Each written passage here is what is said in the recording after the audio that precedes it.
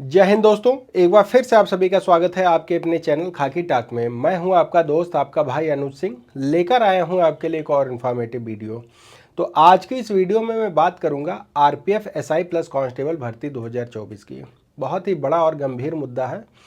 Sir, caste certificate तो बन गया है मेरा, लेकिन मेरे सर्टिफिकेट पर सर्टिफिकेट नंबर नहीं पड़ा हुआ है। सर, मैंने ऑफलाइन बनवाया है, कुछ बच्चे कह रहे हैं कि ऑनलाइन बनवाया है, कुछ बच्चे कह रहे हैं कि सर इसमें इशू डेट नहीं पता, मतलब कि जारी तिथि नहीं पड़ी हुई है। अब क्या करें? ये तीन बहुत ही बड़े और गंभीर मुद्दे हैं जो मैं आपके सामने लेकर आया हूँ। और इसमें आप जरा सी भी गड़बड़ी करते हैं इन तीनों चीज़ों में तो आपका फॉर्म रिजेक्ट हो जाएगा। रिजेक्ट का मतलब क्या होता है, पहले तो आप ये समझ लीजिए कि होता क्या है कि अगर आपने एससी एसटी या ओबीसी किसी भी कैटेगरी में कास्ट सर्टिफिकेट दिया है, आप उस कैटेगरी का जो अपना सर्टिफिकेट है वो प्रस्तुत नहीं कर पाते हैं, तो ऐसे में क्या होता है कि आपको उठाकर जनरल कैटेगरी में डाल दिया जाता है। लेकिन बशर्ते एससी एसटी की हाइट कम मांगी जाती है, चेस्ट कम मांगा जाता है, ठीक है, कट ऑफ भी कम जाती है। अगर आप जनरल कैटेगरी की सभी क्राइटेरिया को पूरा कर लेते हैं तभी आप जनरल में सेलेक्ट हो पाएंगे।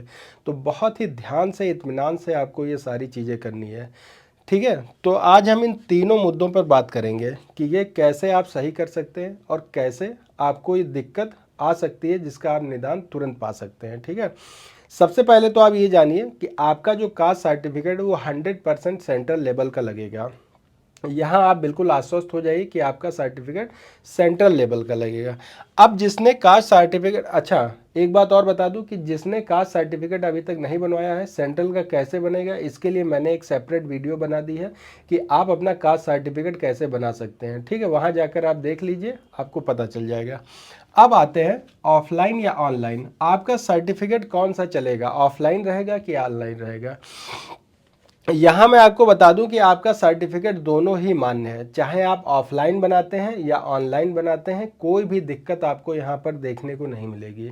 बस आपका सर्टिफिकेट सेंट्रल लेवल का होना चाहिए और एक निश्चित प्रारूप में होना चाहिए। जो प्रारूप मैंने बताया है उसी प्रारूप में होना चाहिए आपका सेंट्रल सर्टिफिकेट, ठीक। हिंदी में हो या इंग्लिश में हो, केवल दो ही भाषाओं में ये मान्य है। बहुत सारे बच्चे बंगाल, उड़ीसा, झारखंड से कर रहे हैं कि सर मैं अपनी भाषा में बना सकता हूँ। नहीं, आपका केवल और केवल हिंदी या इंग्लिश में बना होना चाहिए, ठीक। इतनी बात समझ गए। अब दूसरा आता है कि सर्टिफिकेट नंबर। सर्टिफिकेट नंबर, बहुत से बच्चों ने सेंट्रल का कास्ट सर्टिफिकेट तो बनवा लिया है लेकिन उस पर सर्टिफिकेट नंबर नहीं पड़ा हुआ है। ऐसे में क्या करें, ठीक है। यहाँ एक बात आप ध्यान दीजिए, जो आपने कास्ट सर्टिफिकेट सेंट्रल का जो कास्ट सर्टिफिकेट बनाया है उसमें आपका जो नंबर रहेगा वो स्टेट वाला ही पड़ेगा। किसी भी कैंडिडेट को दो कास्ट सर्टिफिकेट कैसे जारी कर दिए जाएंगे, पहले तो आप ये बताइए। आपका एक ही कास्ट सर्टिफिकेट रहेगा और जो आपका इस पे नंबर रहेगा वो रहेगा स्टेट वाला। यहाँ आप बिल्कुल आश्वस्त हो जाइए, बहुत ही अच्छे से समझ लीजिए इस बात को कि आपका कास्ट सर्टिफिकेट नंबर स्टेट वाला ही रहेगा। ऑनलाइन अगर आपने बनवा लिया है तो हो सकता है उसमें नंबर कोई कास्ट सर्टिफिकेट का दूसरा आ गया हो तो आप उस नंबर को डाल सकते हैं, लेकिन अगर आपने ऑफलाइन बनाया है तो आपका नंबर यही रहेगा। अगर ऑनलाइन में भी आपका नंबर नहीं आता है तब भी आप स्टेट वाला ही नंबर डाल देंगे, ठीक है। अब आते हैं पॉइंट नंबर 3, इशू डेट, मतलब जारी कब किया गया। जारी करता, इसको हम बोल सकते हैं जारी करने की तिथि। इशू डेट मतलब जारी करने की तिथि।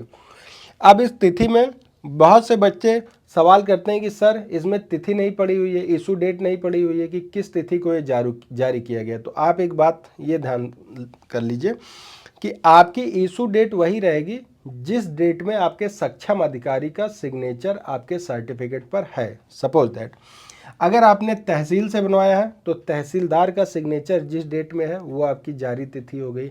एसडीएम से बनवाया है तो एसडीएम का जो डेट, उसमें सिग्नेचर में जो डेट है वो आपकी जारी तिथि हो गई। डीएम ने बनाया है तो डीएम के जो सिग्नेचर के नीचे जो उनकी डेट पड़ी वो हो गई। तो जिस दिन सिग्नेचर हुआ है अथॉरिटी का उसी दिन आपका कास्ट सर्टिफिकेट जारी हो गया, ठीक। ये तीनों बातें आपको क्लियर हो गई कि नहीं हो गई? अगर फिर भी आपके पास कोई डाउट बच जाता है इसके अलावा भी, तो बेशक आप मुझे कमेंट कर दीजिएगा। 24/7 मैं आपके लिए अवेलेबल रहता हूँ। बस ध्यान ये दीजिएगा कि अपना जो फॉर्म है बहुत ही सावधानी से और इत्मीनान से भरिए, जिससे कि आपको फ्यूचर में कोई दिक्कत ना होने पाए। ठीक, तो चलिए मिलते हैं एक और वीडियो के साथ। तब तक आप सभी को जय हिंद, जय भारत।